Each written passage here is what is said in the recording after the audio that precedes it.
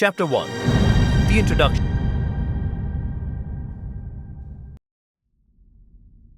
Imagine waking up in your 2 BHK rental flat in Mumbai.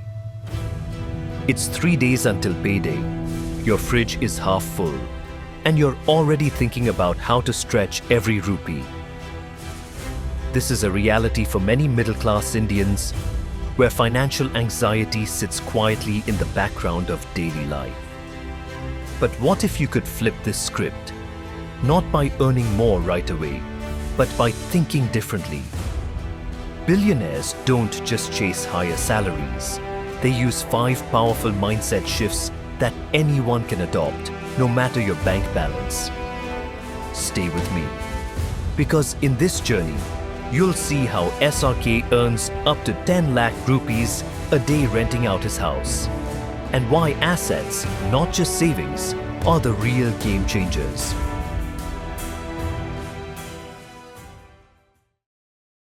Chapter 2.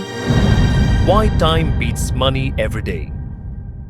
Most people move through their day reacting to whatever comes their way, often without noticing where their hours actually go. But the difference between just getting by and getting ahead starts with how you treat your time. Time isn't just something to fill. It's the raw material for every opportunity, every skill, and every breakthrough you'll ever have. And for billionaires, time is the one thing they never waste. Think of your daily routine like a crowded street. There are endless turns, distractions, and side roads. Some people stroll aimlessly, stopping at every distraction, while others move with intention, knowing exactly where they want to go. That's the main difference. Billionaires chart their paths, while most of us let the day decide for us. They don't treat time as something to spend. They treat it as something to invest. This mindset shows up in the way they work. Instead of getting stuck in the weeds, successful people focus on the few decisions that matter most. As studies show, top executives often track their days in 15-minute blocks and delegate daily decisions, freeing themselves for bigger moves that truly move the needle. Reliance Industry Chairman, for example, keeps his attention on the high-stakes choices that can change the course of his companies. Everything else, routine meetings, small tasks, and repetitive questions gets handed off. This isn't about laziness. It's about protecting the hours that can create the most value. Contrast this with the typical day for most people. Maybe you start your morning by checking WhatsApp, then scroll through Instagram, and before you know it, 30 minutes are gone. Later, you get caught up in small chores, endless notifications, or another round of YouTube recommendations. Each activity feels harmless, but they add up. Over a week, these lost moments can quietly eat away the time you could have used to build something meaningful. The truth is, many of the hours we lose aren't obvious. They slip by in small, forgettable chunks. That's why research recommends a simple time audit. Log just 2 days of your activities, honestly and without judgment. Most people are surprised to discover 2 or 3 hours of hidden distractions daily. Time spent on things that don't really matter. When you see these patterns clearly, you realize how much potential you have to redirect your time. So, what can you do with those reclaimed hours? Even a single hour each day can be a turning point. Imagine using it to learn a new skill, work on a side project, or plan out your next career move. These aren't dramatic changes. They're small shifts in how you choose to spend your minutes. Over weeks and months, this focused time compounds, just like money in a high-yield investment. Try this. For the next 2 days, keep a simple log of your activities. Write down what you do and for how long. Don't edit or excuse anything. At the end, highlight the moments that felt productive and those that felt like pure time drains. Ask yourself, what could I do with just 1 more hour of focus every day? Over a week, that's 7 extra hours. Enough to complete a course, start a blog, or even lay the groundwork for a business idea. This process isn't just about cutting out distractions. It's about noticing the value of your time and choosing to invest it where it matters most. When you start thinking of every hour as a seed for your future, you begin to see opportunities everywhere. And soon, your days start to look very different from those around you. Now, as you become more intentional with your time, a new question comes up. What should you actually do with those extra hours? The answer lies in what you choose to build. Just like seeds, your actions today can grow into something far bigger tomorrow if you choose the right ones. Chapter 3. Why buying assets is the new sexy. In the world of wealth, what you choose to buy matters more than how much you earn. The real divide isn't about income. It's about whether you put your money into things that grow in value or things that just look good for a moment. Most people go for the phone. It's flashy, it's new, and it gets attention right away. But a year later, it's outdated, and its value drops with every scratch and software update. The warehouse investment, though, keeps earning month after month, even if you barely think about it. This difference is at the heart of how the wealthy build their fortunes. They focus on assets, things that put money in their pockets over time. The middle class, on the other hand, often spends on liabilities that only feel like assets. It's a subtle but powerful distinction. An asset is anything that generates income or appreciates in value, while a liability takes money out of your pocket, often quietly and over time. For many, a new car feels like a milestone, but unless it's used to make money, like running a business or providing a service, it's just another monthly drain. Take SRK as a real-world example. Mannat, his iconic Mumbai home, isn't just a status symbol. When it's rented for film shoots or events, it brings in 8 to 10 lakh rupees a day, according to industry reports. That's a property working for him, not just sitting pretty. It's a clear reminder that the wealthy turn even their lifestyle choices into opportunities for income. This mindset isn't about depriving yourself of enjoyment. It's about shifting how you measure success.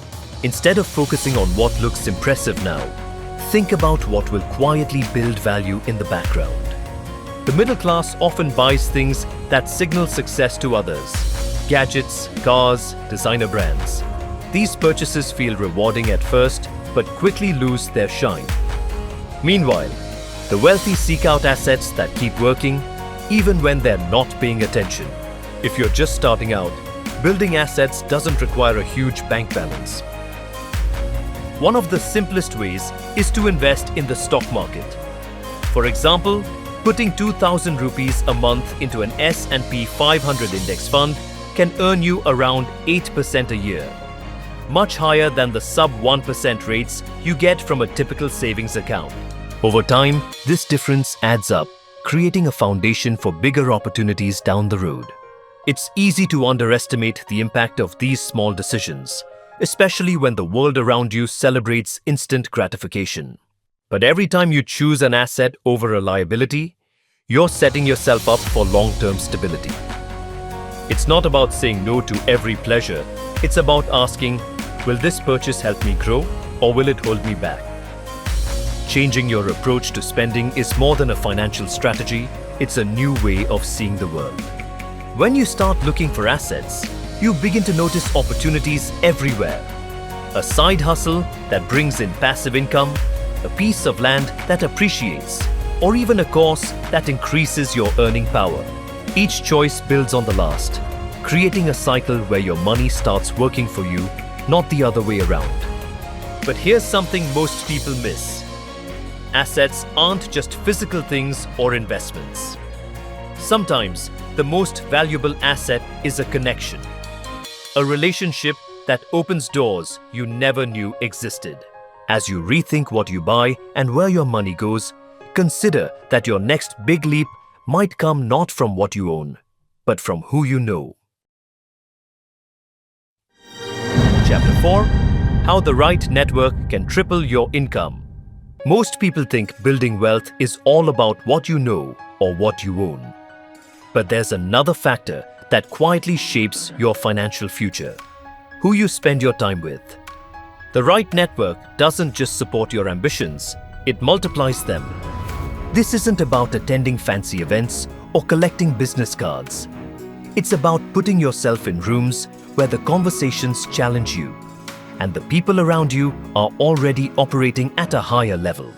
Wealthy individuals make a habit of joining groups or communities where they're not the most knowledgeable person. They look for mentors who've achieved what they hope to achieve and peers who push them to think bigger. This isn't always comfortable.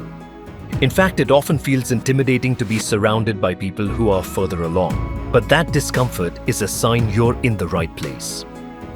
You're forced to stretch, to ask better questions, and to learn at a faster pace. Let's look at a real example. In South India, a school teacher was earning a modest salary and living a routine life. Instead of staying in his familiar circle, he joined an online mastermind group focused on digital education. Most members were already earning much more than he was. Some running successful online businesses, others teaching courses to thousands of students. At first, he felt out of place. The strategies and tools they discussed were unfamiliar. But he kept showing up, asking questions, and sharing what little he knew.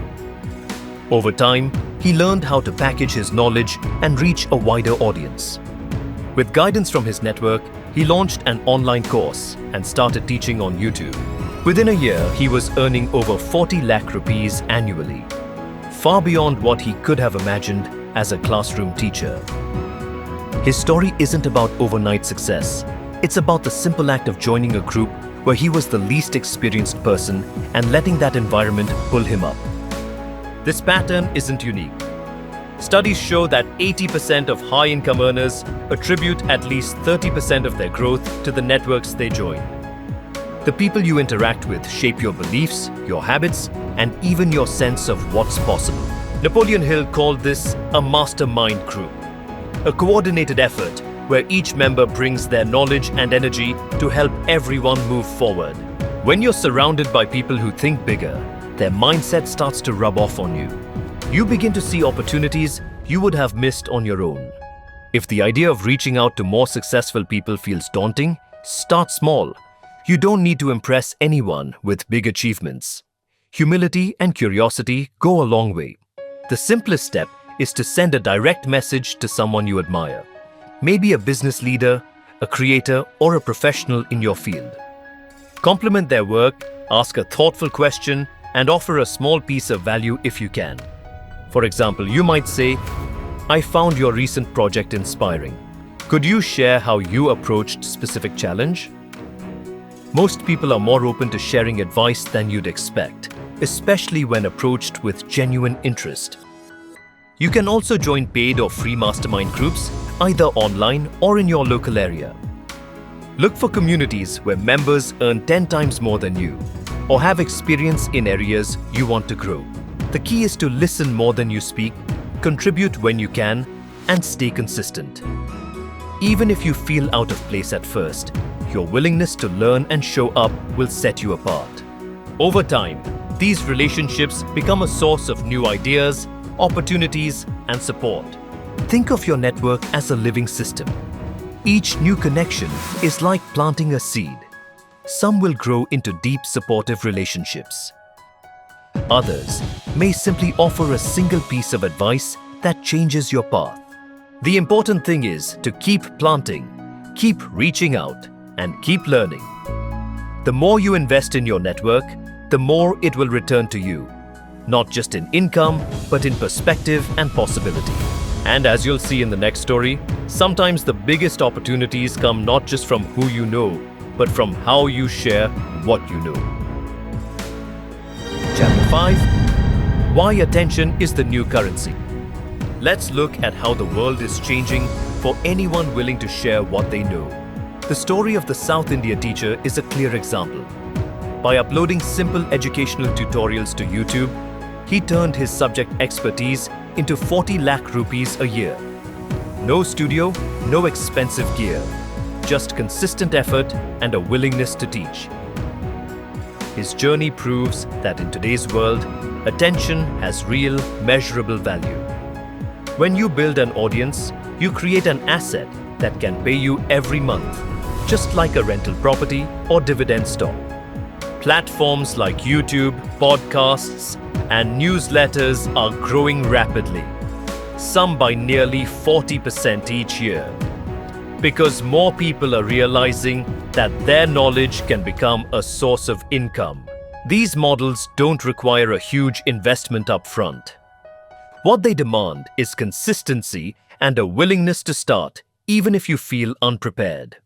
A single video, blog post, or email can reach hundreds, then thousands, and eventually turn into a steady stream of opportunities. Think of your attention as something you can invest. The difference between an asset and a liability is simple. An asset puts money in your pocket, a liability takes money out. But if you use even 30 minutes a day to create something, a YouTube video, a newsletter, a podcast episode, you're planting seeds that can grow into an income-producing asset.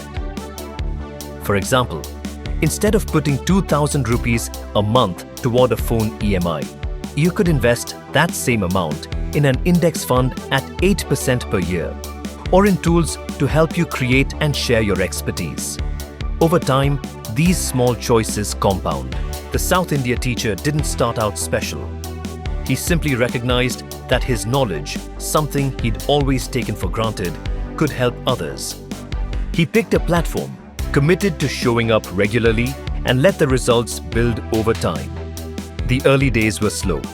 His first videos barely made a ripple. But by focusing on what people needed and delivering it consistently, he built trust and a loyal following. That following became the foundation for his online course business, which now generates more than he ever earned in the classroom. Most people hesitate because they think content creation is only for influencers or celebrities. They worry about not being perfect or about what others might think. But the truth is, perfection is not required. Consistency is. Every blog post, podcast, or video is like a seed planted in a field. At first, the results are invisible.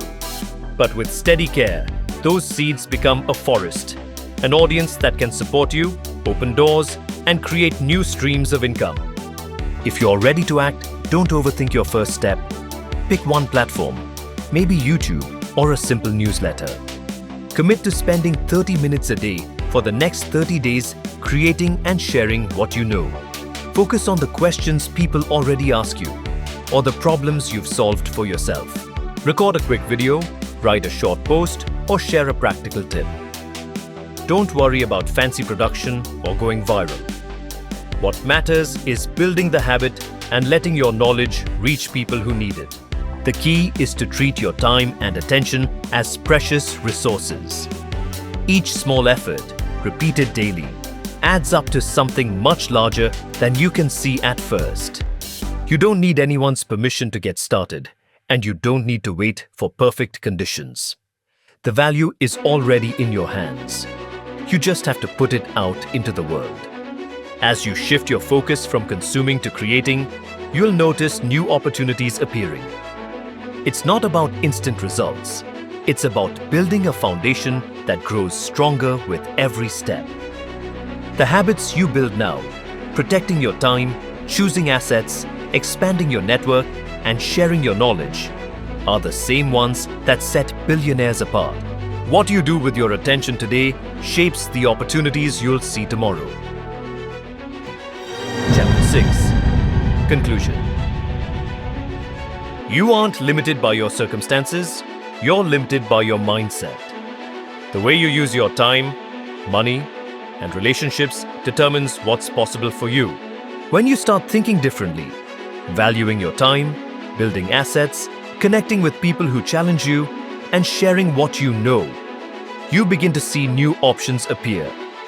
Apply these ideas for 30 days to see real shifts in how you allocate your time and money. Your financial results might take longer, but the change in your habits and outlook will set you on a new path.